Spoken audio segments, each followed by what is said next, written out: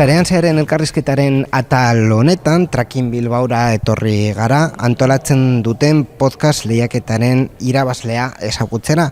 Dakizuenez, Tracking Bilbao podcast Tracking Bilbao ekitaldia kultura eta internet uztartzen dituen urteroko ekitaldia da, Kaostika elkarteak antolatua eta Eusko Jaurlaritzak, Bizkaiko Foru Aldundiak, Bilboko Udalak, Sala BBK, Oro Garagardoak eta El Correok babestuta. 12. edizioa aurten azaroaren 25-etik abenduaren batera ospatu da eta jaialdiak askotariko jarduerak eskaintzen ditu, mahai inguruak, proiekzioak, hitzaldiak, aurkezpenak, eszenifikazioak eta kontzertuak, kultura digitalaren ingurukoak eta sortzaile finkatu eta berriei lagunduz. Esparrunen barruan podcasting lehiaketa egiten da, konkretuki bere 3. edizioa izan da hau, podcast formatuaren ekoizpena eta dapena sustatu nahi duena. Fikzioizko zein ez fikzioizko lehiaketa hau tracking industri ekimenaren parte da eta Euskal Poden laguntza du. Horren barruan, gaur lehiaketaren irabazlearekin, konkretuki euskarazko kategoriaren irabazlearekin hitz egin nahi dugu, bere sormenaren eta originaltasungatik nabarmendu den podcasta ezagutzeko. Podcast honen izena Sol Minor da eta bere aurkezlea Josu Albizu gurekin daukagun. Arratsaldeon, Josu. Arratsaldeon, bai. Eskerrik asko gurekin egoteagatik. Lehenik eta behin, pizkat kontatzeko, zebiru buruz dijoa Sol Minor, zein izan da aurkeztu duzun proposamena?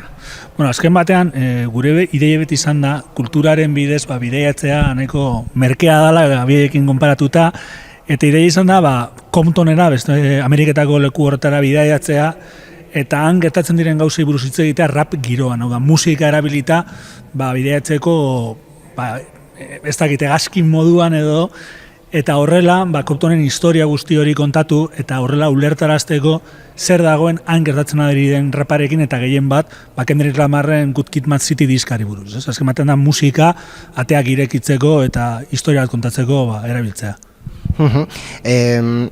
Paimaiak nabarmendu duen gauza bat beste batzuen artean izan da nola entzuten zen, hau da, zure ahotsak ze presentzia zeukan podcast horretan, eta baita erabili dituzun soinuak ez direla zuzenean artista honen abestiak, baizik eta beste soinuak dira historia hori kontatzeko, ezta? Bai, lehenek eta behin copyrighta dagoenez, Kendricken kantuak ezin dira jarri, eta baita ere, azken batean, diska salako, Kendrick Lamarren diska hau da, ate bat, eta horren bestez, ate horrek, bide ezberdinak eraikitzen ditu. Eta horregatik erabili dituen, soinu ezberdinak, ez? Garai ezberdinak, eta horrela, struktura batekin, garai horiek gorekatzen. 20. hamarkadako musika bat, 20. hamarkadan, Ronald Reaganen audio bat, krakerari buruz hitz egiteko, ez? Eta horrela sortu zen pixka bat, puzde bat, eta historia eratu zen. Nola izan zen sormen prozesu hori? Zen momentutan esan zen, aurkeztuko naiz lehiaketa honetara eta berze egiten dugun, ez? Nahiko kurioso izan zen eta nahiko desastrea, nire nahiko desastrea naizelako. Uztailean hola, zeuen Twitter kontuan Euskal Poten irakurri nuen hau zehola, eta alde bat hautzin nuen, irakurri nuen aukera hau zehoela, baina Eta justu irailean, 3-4 egun lehen, deialdia bukatzeko, zan nuen basatikan ez aurkeztu, ze berriro ere ikusiete posta hau, eta egingo dugu gazteleraz egindako zehozer, olako zehozer bat nekan, esen ideia bera, baina kontzeptu berdintzuekin, eta zan nuen, euskeratuko dut, euskera zein egitalako zehozer, eta bidaliko dut, eta horregatik, hola izan zen, nahiko ez egan, ez da pentsatutako gauza askorik, eta horrelatera zen. Esan aldi zut baita ere, irabazle izan naizelez. Nire kasua pizkatu berdina izan zen, hau da, bat egin nuen Borjarekin, sarean zearen ere parte hartzen duena, eta zen genuen, euskeraz saiatuko gara berze egiten dugun, eta zein da biok jorratzen dugun gaia gure artean normalean, bat formula. Eta horretan sartu ginen, orduan, egia da ere nabaritzen dela, eta ni zure kasuan ere nabari nuen, gai hau interesatzen zaizula eta pasio sartzen duzula. Bai, nik uste hori dela, ingrediente garrantzitsuena beti. Edozein podcastetan, eta segurenik edozein lanetan, eta gainera dirurik pagatzen ez duten lanetan gehiago, ez? Eta azken batean, nik banekin podcast bat egin nahi baldin badun, izan martzala nik maite nuen gauza bati buruz, eta eta hitz egiten detan hizkuntza baten eta euskera dela, ez? Ezak, guztiz hau nago, eta Formula 1, baitu, baderto.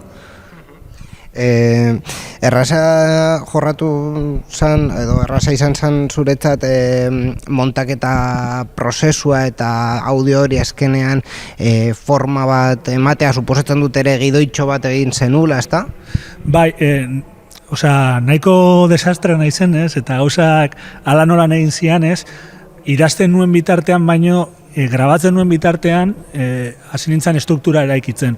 Nik audioak ere erabiltzen ditut, kapituluak izango balira moduan, buskatzeko kapitulu ezberdin horiek, eta egiten nuena izan zen, kapitulo bakoitza landu, entzuten nuen bitartean nire hautza zelan entzuten zen, eta entzuten ziren nire hitzak, horrekin jorratu eta aldatu gauza batzuk, eta hobetu, eta horrela egin, ez? Izan zen, prozesu nahiko azkarra, baina nahiko desastrosoa, bai. Ez zegoen egin da eta gero egin, ez zuen zentzu askorik. Orden hori baita ere, produktu finalean, azkenean ordenatuta geratzen bada, prozesua kaotikoa ere izan leike. Irabazle izan da, bete behar bat duzu, eta saria nola ez, baina lehenengo bete beharra, lau atal gehiago egin behar dituzu, zeri buruz egingo dituzu? Good Kid, Mad City diska, Kendrickena, izenean bertan dauka Good Kid, dala, umea, eta Mad City da irizoroa, ez? Aurkezutako saioa irizoroari buruz da, horrek zen edo bigarren saioa, umeari buruz izango dela, bere bizitzari buruz, eta zerk eraman zuen gizon hori barraparen inguruan eta justo tematika horri buruz abestera, eta hirugarren saio bat egin nahi dut baita ere, diska horri buruz, eta oso diska, densoa dalako, eta gauza asko gordetzen dituelako, eta gero hortik aurrera, beste leku batera bidaiatu, eta beste musika batekin lan egin, ez? Adibidez, sound systemak Jamaikan, edota Nas, pasan urtean, urteak egin zuela bere Illmatic diskak, Queensbridget, New Yorken zelan edatu zuen 80. hamarkadan beste diska bat, eta ze gertatzen zen proiektu horietan, ez? Azken batean ideia piloa daude, eta horrela jarraituko dugu. Hitz egin dugu bete beharrei buruz, saria, 1.000 euroko saria eraman duzu, egia da saria dela, hori ez daukala bete beharrik, gastatu alduzu nahi duzun edo zeinen, baina ideiaren bat daukazu gastatzeko, edo beharren bat, azkenean gizakiak garenez, beharrak ere daude. Beste elkarrizketa batean esan dez, faktura pagatzeko ondotorriko dela, baina, aditeke ere, mikroa hobetzeko, edo soinu aparatua hobetzeko, hauza askotarako ere erabili daitekela, ez? Eta ikusiko dela. Horretan ere nahiko desastrea naiz, hasi ikusiko dugu. Beste proiekturen bat martxan daukazu horrelakoa, YouTubeko kanalaren bat, edo horrelako zerbait? Gaur egunez, hau da egiten nabilena edo behintzat sortzen nabilena gaur egun, baina bere garaian 2020 urtean ezin nuen beste pare bat lagunekin Cocinando Goles podcasta, atletikeri buruz egintzan saio bat, aztelenero egiten zen tertulia, badakizu Googleen eskagun problema guztiak, tertulia terapeutiko bat, jak atletikek kopa irabazi duen, alde batera utzen nuen terapia hori, ze jasin da egin terapiarik, dena gauza hona dialako, eta besteak gatu zian, gauza honi eta positiboi buruz izketan, ez? Baina horri beli nintzen.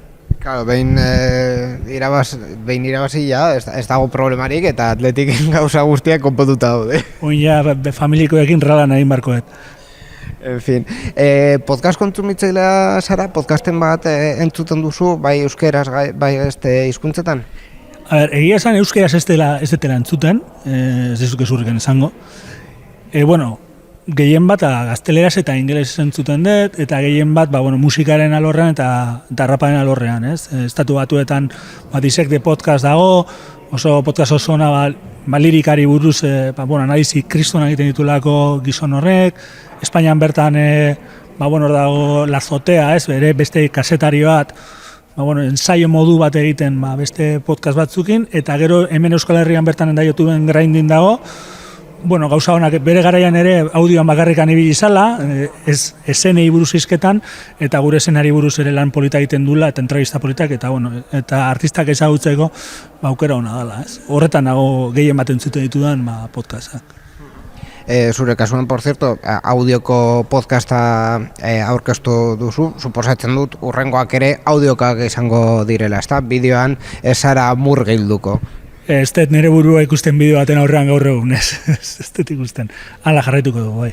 Bueno, hori izango da Sol Minor, aurrera eramango duzun podcasta, eta benetan asko gustatu zaigun podcasta, eta espero dugu mendik gutxira atal gehiago entzutea, bai lehiaketan aurkeztu duzuna, bai beste batzuk ziur oso interesgarriak izango direnak.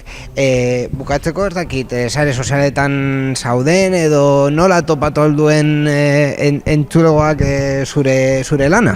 Sare sozialetan egon banago erabiltzea beste asuntoa da. Baina, igual agian honen ondorioz erabiltzen hasi beharko naiz, eta, Twitterren bertan, Josu Albizu bilatutan ikustagertuko naizela, eta topatuko diatela, 50.000 bot jarraitzen digate, ez dakiz zergatik, Twitterren eta Elon Musken kontuen gatik, baina, mugitzen hasi beharko gea, eta horretan gaude, baina portikan aurrera, podcasta eta sareak, eta Twitterra horrekin edeko. Badekizu importanteena dela Tracking Bilbao aipatzea, hor Sol Minor martxan jartzen duzuen guztiok ere jakiteko ze egiten ari zaren, Sol Minor edo beste gauzaren bat martxan jartzen baduzu, guztiok enteratzeko hor trackingeko sareetan. Jos Albizu, zorionak, espero saria disfrutatzea eta eskerrik asko minutu gatik. Zuei, azken batean, polita da gauza bat bizitzea, ez?